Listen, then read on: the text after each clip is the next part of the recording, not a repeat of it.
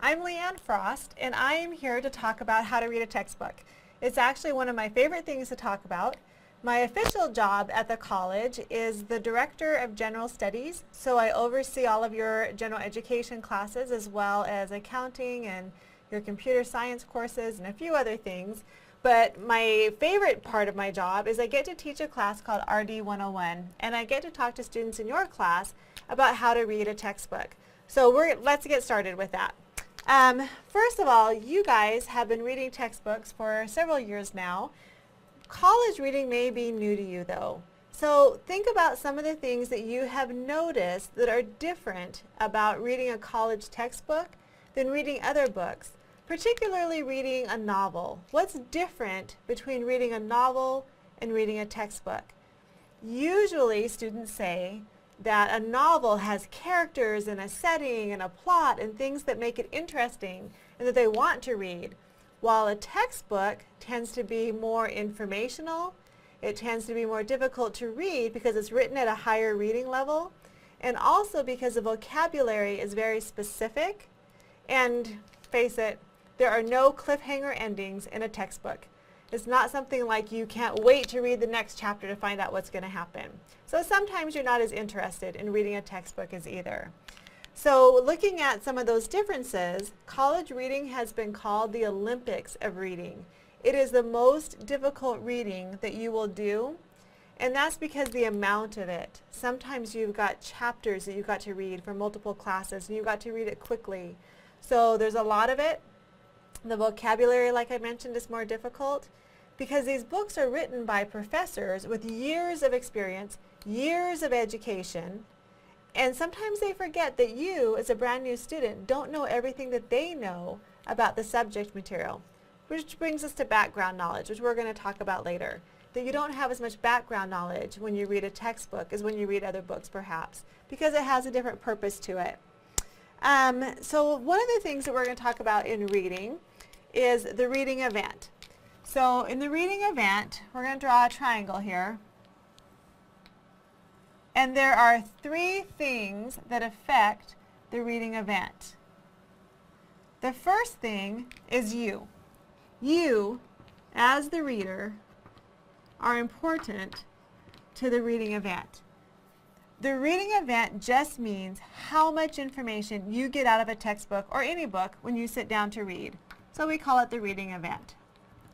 That's all it means. It just means how much information you get out of something when you sit down to read.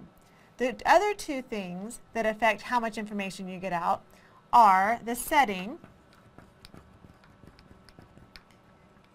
and then also the book itself, the text itself.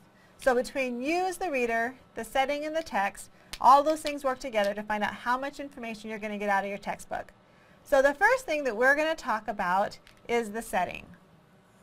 So what is a setting? Well, if you think back to your high school English class, a setting is usually where and when something happened. So your setting is where and when you read. So think about that for a second. Close your eyes, picture where you normally read. Are there any distractions there? Are there any things that make it difficult for you to concentrate? If so, that's going to make it more difficult for you to remember and to understand information. In reading, we talk about internal and external distractions. Internal distractions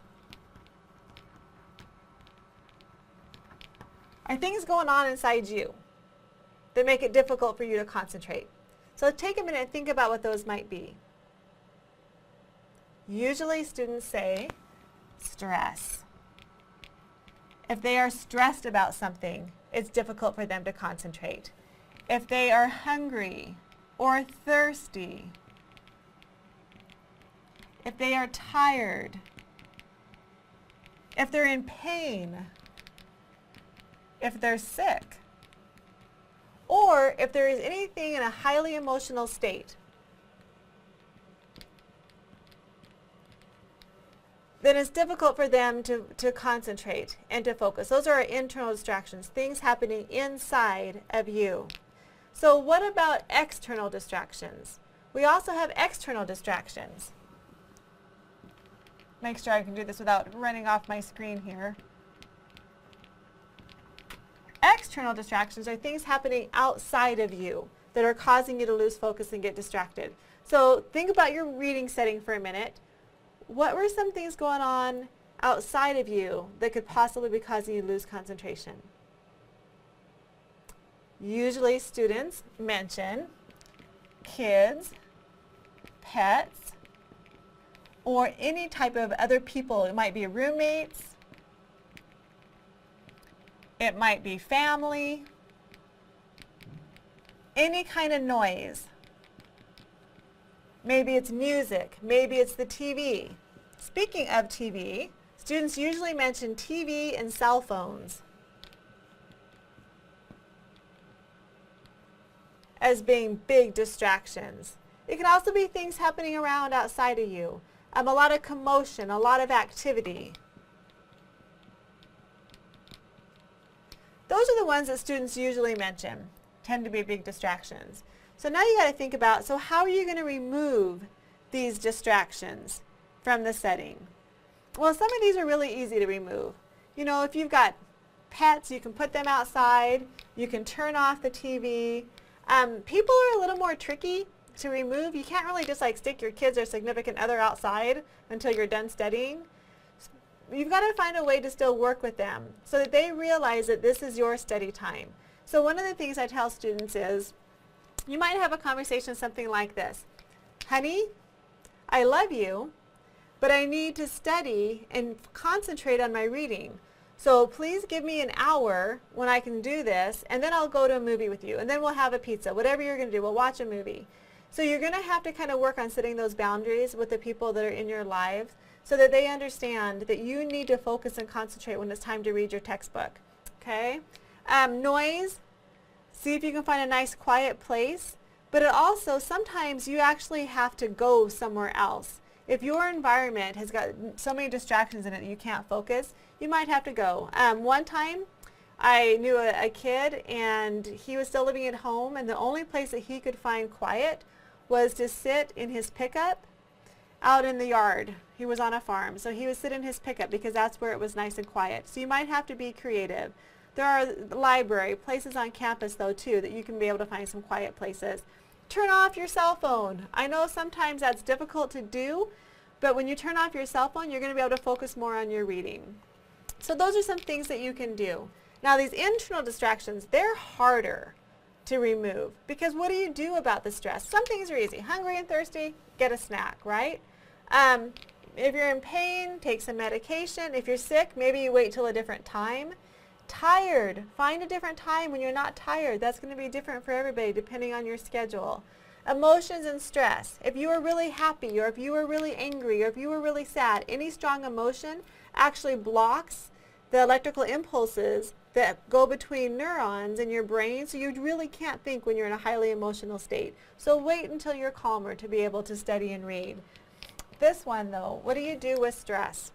So if it's something simple, you can take care of it before you sit down to read. If it's something, though, that just kind of keeps whirring around in your brain, there is something magic about a to-do list. There is something magic about taking those worries and writing them down. It frees up your brain to not have to worry about them anymore because you know you're not going to forget. You've written it down.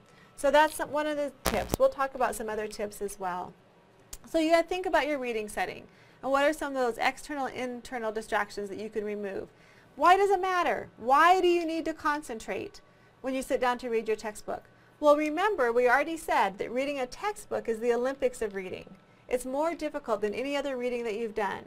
Well, your brain can only concentrate on so much at one time. There's something called divided attention. In your brain, you can only think about or handle so many things. So let's say people ask you all the time, can you do two things at the same time? And people are like, sure, I can walk and chew gum, I can cook dinner and watch TV, I can have a conversation with my kids and also take care of something else you've got going on. Well, that's true if one of the things that you're doing has become automatic, where it doesn't require a lot of attention for you to do. As soon as you have two competing things, though, that both require focused attention, you have a problem. You have what's called divided attention. A perfect example, texting and driving. Both texting and driving require concentration. If you're doing them both at the same time, one of them is going to suffer. Either your driving is going to be terrible, but you're going to be paying attention to the conversation, or your driving is going to be really good, but the conversation is not going to make much sense. You're not going to be paying much attention to it. So when we read, because of the level of difficulty of reading a textbook, we need to make sure that we are concentrating on that textbook. So removing the distractions helps us. Okay, so that's what takes care of the setting. Well, now what about the text? What about the book itself? There are definitely some things in the textbook that are going to help you understand the material better. So remember, textbooks are written by these people with 16, 20, 30 years of education plus experience, and they know a lot more than we do about the material. So the publishers and the authors have put some information in the textbook to be able to help you learn and understand the information. We call these things text tools. They are tools that have been put in there for us to be able to help and learn the information. So let me erase my definition of setting here. And we're going to make a list of some text tools. So while I do this, take a minute, open up one of your textbooks, and take a look through there. See what things you notice that an author or a publisher has put in there to help you find or understand information.